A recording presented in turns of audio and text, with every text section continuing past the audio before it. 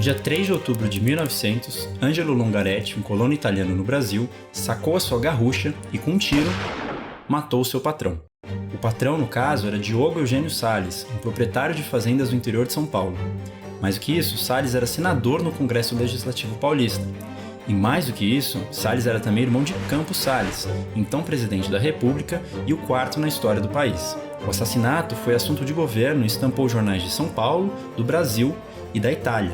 O colono ficou foragido por um tempo, seu processo foi marcado por abusos de justiça e sua história motivou protestos nos dois países. Mas para além disso, o caso Longaretti revela em muito a tensão entre fazendeiros e imigrantes nos primeiros anos do nosso Brasil República.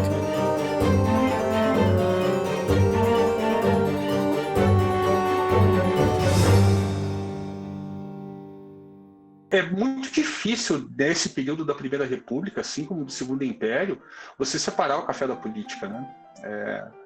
A política ela está a serviço do café. O Estado dava a terra, o Estado subsidiava a mão de obra, o Estado fazia as leis à luz e semelhança dos interesses dos cafeicultores. Por séculos, isso significava o uso do trabalho de negros escravizados. Com a abolição do tráfico negreiro em 1850 e da escravatura em 1888, houve uma introdução massiva de mão de obra estrangeira para ocupar as atividades das fazendas. Do outro lado da equação, no caso da Itália, a unificação do país, finalizada em 1871, veio seguida de uma modernização do campo, concentração fundiária e aumento dos impostos. Rapidamente, milhares de camponeses tiveram as propriedades tomadas pelo fisco ou vendidas por conta de dívidas, deixando uma grande massa de pessoas sem perspectiva de emprego.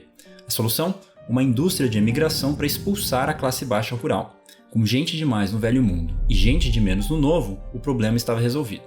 Foi nesse contexto que Angelo Longaretti e sua família chegaram a São Paulo em 1892. Os Longaretti eles eram uma família muito típica em relação à massa imigrante italiana que veio para cá. Uma família numerosa, com muitos filhos. A cidade de São Paulo, na virada do século XIX para o XX, virou uma cidade italiana. Tinha mais estrangeiros do que nacionais, tinha uma imprensa italiana, falava-se normalmente italiano. Você imagina uma pequena cidade que tinha, em 1970, mais ou menos, tinha 30 e poucos mil habitantes e que, de repente, saltava para 240 mil. Famílias inteiras que não falavam português, mas que precisavam urgentemente de uma ocupação para se alimentar. Alguns ficavam por São Paulo, mas grande parte desse contingente era enviado para cidades do interior. Na região de Rio Claro, onde ficava a propriedade de Diogo Eugênio Salles, os italianos não foram os primeiros grupos migratórios. A partir de 1847, chegavam suíços e alemães. Parte se estabeleceu bem em contratos que garantiam meio a meio do que era vendido, mas muitos fugiram sem quitar a dívida da passagem custeada pelos donos de terra. Para evitar isso, com a introdução dos italianos em 1870, a dinâmica passou a ser diferente. O salário seria pago para cada atividade feita e a preferência era por imigrantes que vinham em família. Afinal, com mais gente envolvida, menores as chances de fuga. Ajudou também o fato de que a partir de 1884, o Estado passou a custear a passagem, o que aumentou substancialmente a entrada de imigrantes no país. Mas isso era só a ponta do iceberg de uma precarização muito maior. Abusos físicos, né? Abusos do ponto de vista financeiro, não pagamento, cobranças abusivas, dívidas que os fazendeiros deixavam com os colonos, né? Tanto que esses colonos ficavam, às vezes, indo de cidade em cidade, de fazenda em fazenda, procurando melhores condições. Os problemas começavam no momento em que eles desembarcavam no Porto de Santos. Muitos agentes pegavam esses colonos e passavam para patrões que já eram insolventes com outros colonos.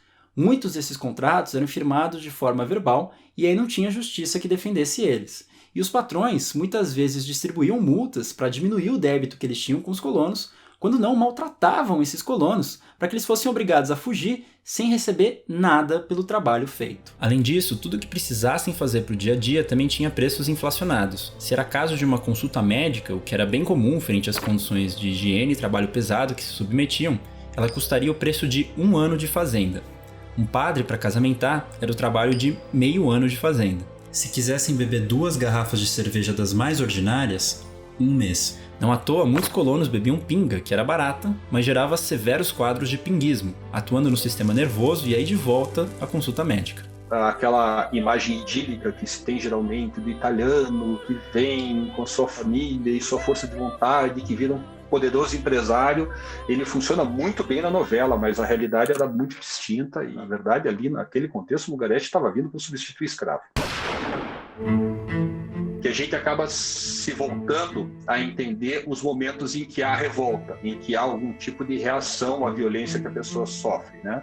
Mas a grande pergunta que a gente tem que colocar, às vezes, é por que as pessoas não se revoltavam mais frequentemente, dada que as condições eram tão ruins? Raramente houve condições de revoltas sociais contra os maus tratos ou violências praticadas com relação aos imigrantes no Brasil. Nem o movimento operário urbano, que era muito mais forte e articulado, digamos, conseguiu fixar muitas vantagens, muitos direitos, quanto mais o pessoal do campo. Havia uma permanência muito grande desses colonos no mesmo lugar, a capacidade deles de fazer laços, né, de amizade, de solidariedade dentro da fazenda era muito pequena, dada a grande mobilidade, né? Muita gente fracassou, muita gente não fez América, mas houve um lado que fez América e se instalou muito bem no país.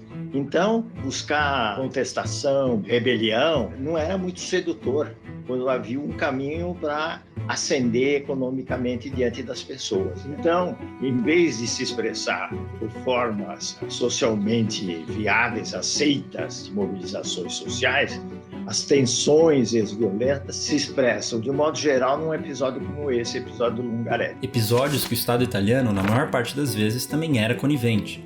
Vários relatórios de autoridades que visitavam o Brasil até descreviam os abusos, mas o destaque ficava para os proprietários brasileiros ditos como exemplares. Do lado do Brasil não era melhor, e o caso Lungaretti, em 1900, começaria exatamente como outros processos que eram abertos contra colonos, com várias distorções.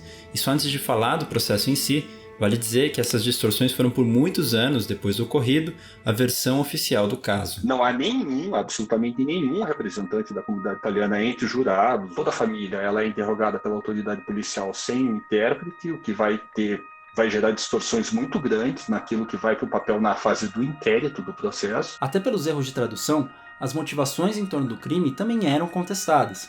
Algumas versões diziam que os patrões coagiam a família a deixar a propriedade, sem obviamente pagá-los, e que o estopim teria acontecido quando o Eugênio Salles teria empurrado o patriarca da família Lungaretti, que já era um senhor. Outras versões já dizem que o filho do Salles, o Raul Salles, teria intenções libidinosas para cima das filhas menores de idade da família Lungaretti. No fim, pode ter sido uma coisa, pode ter sido outra, pode ter sido até mesmo as duas. O que eu acho que faz o caso realmente ganhar corpo é quando a comunidade italiana, e especialmente os jornais de língua italiana, né, da capital, da cidade de São Paulo, iniciam uma campanha de arrecadação de fundos para pagar a defesa do Lungaretti, né?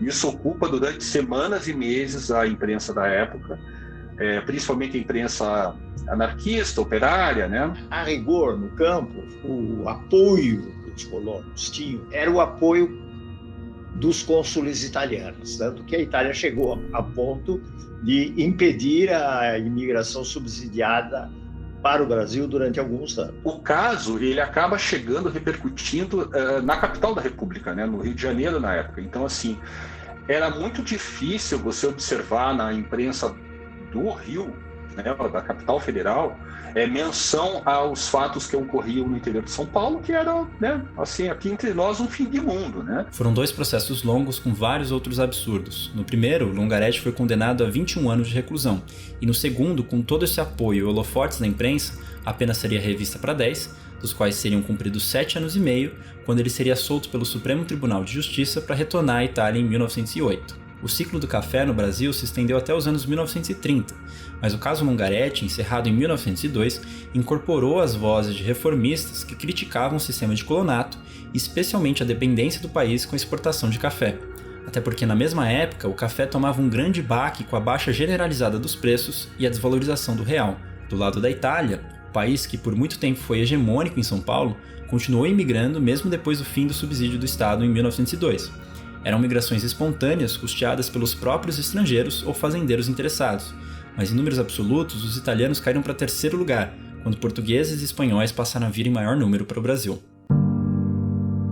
Quando a gente se depara com essas evidências, vem à cabeça aquela frase, eu acho que é do Milor Fernandes, né, que fala que o Brasil tem um passado incrível pela frente, porque os abusos e as práticas, né, pouco, digamos, humanitárias por parte dos proprietários e por parte do próprio Estado brasileiro, junto aos trabalhadores imigrantes, elas parece que se reproduzem no tempo. Você vai ver que durante alguns anos, depois desaparece explicitamente, e que esses estrangeiros trouxeram com eles maus costumes, esses estrangeiros eram propensos a crime, que eles vinham perturbar a boa ordem, a boa índole da população nacional. Se serve para alguma coisa, a gente olhar para o caso do Lungaretti, assim como para os outros casos, é um pouco para refletir que tipo de judiciário a gente tem, que tipo de aparato judicial a gente criou no Brasil e por que passado tanto tempo essas lacunas, né, do judiciário elas permanecem. Essa fonte, os crimes contra patrimônio, crimes contra a vida, etc.,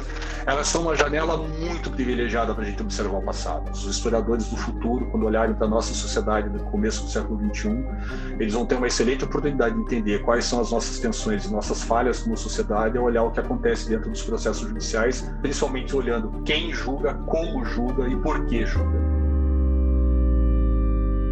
Você tem um caso, por exemplo, que ocorre em Jaú, um pouco mais de um ano depois do caso Lungaretti, em que a família Almeida Prado, que é uma família muito importante na região de Jaú ali, todos, né, os prefeitos, juízes, todos eram Almeida Prado e obviamente havia um fazendeiro Almeida Prado e ele teve uma altercação com alguns colonos calabreses na fazenda dele. Quando ocorre o assassinato do Almeida Prado, que na verdade não é um assassinato, é um massacre, são uns 10 ou 15 colonos que no armado de enxada vão para cima do fazendeiro, né? O que, como dizia meu orientador, o que revela algum grau de tensão na relação capital-trabalho, né? E para encerrar esse vídeo aqui, eu não poderia deixar de agradecer em primeiro lugar ao Éder Xavier Souza, que é meu colega de longa data e designer que me ajudou com os primeiros segundinhos da animação que vocês viram lá logo no começo do vídeo. E também com a thumbnail, né, que fez vocês clicarem e chegarem até mim. E especialmente a Elizabeth Rodrigues Oliveira Mathieu. Ela está terminando um doutorado na Universidade de Sorbonne, em Paris, em que ela trata justamente dos conflitos e violências nas fazendas de café de São Paulo do final do século XIX e começo do XX. A foto do Ângelo Lungaretti que vocês viram durante todo o vídeo foi cedida gentilmente por ela depois de um trabalho de pesquisa de 4 anos procurando as de Itacuja. É uma foto inédita, então, Elizabeth, eu agradeço imensamente. Certamente o meu trabalho não teria saído sem o seu. E por isso eu vou deixar o contato dela, do Éder e o meu aqui na descrição do vídeo, caso vocês queiram chegar até a gente. Meu nome é Nathan Novelli Tu e esse foi o piloto de uma série entregue como TCC da Escola de Comunicações e Artes da USP durante a quarentena, por conta, aí, é claro, da pandemia de coronavírus. E como bom youtuber, eu não vou pedir para vocês deixarem o joinha aqui embaixo, mas eu acho que a discussão ela se prolonga nos comentários.